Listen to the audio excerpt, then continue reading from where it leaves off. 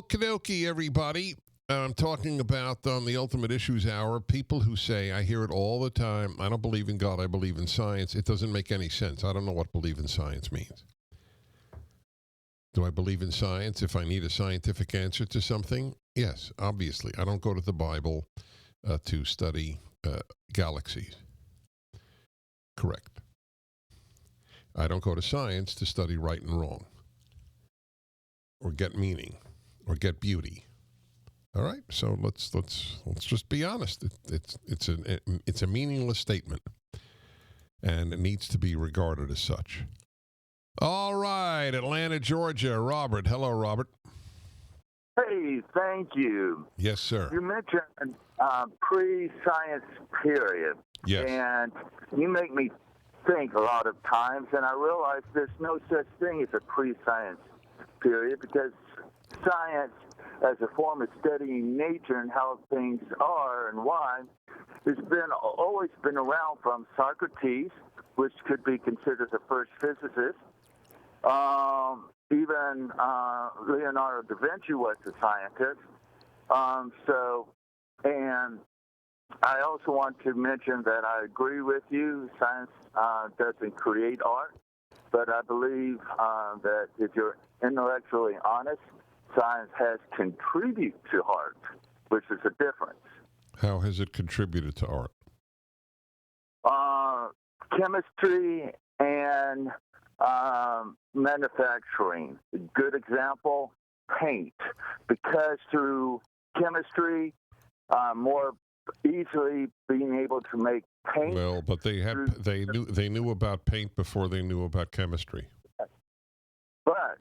But through chemistry, you can make it, and through manufacturing. Okay, you don't need chemistry to write a symphony. But through the industry, everyone is able to have paint, while 1,000 years ago, that was not the case. All right. Well, that was my point in any event. There is such a thing as modern science. Until the late 19th century, probably the 20th century, going to a doctor, it was a 50-50 chance that you would actually get worse. It was, the odds are you would get worse. What they did, you would have an infection. The doctor didn't wash his hands because they didn't know about germs, touched you there, and then drew blood, the opposite of what he should have done. So it's somewhat of a farce, obviously. Nobody's to be blamed. It's not a blame. It's not even a ridicule. But modern science is the idea that you test data is new. That is what became new. All right, let's go on here, and okay, where was I? Had one I wanted to take here. Oh, this was interesting. Katie in Cave Creek, Arizona. Hi. Hi there. Thank you for your show, and thank you for your movie. My daughter and I really enjoyed No Safe Spaces.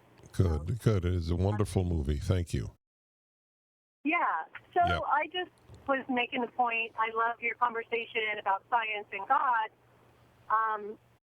Science is like anything else. It's just the study of what God already created, and God created our creativity to make art.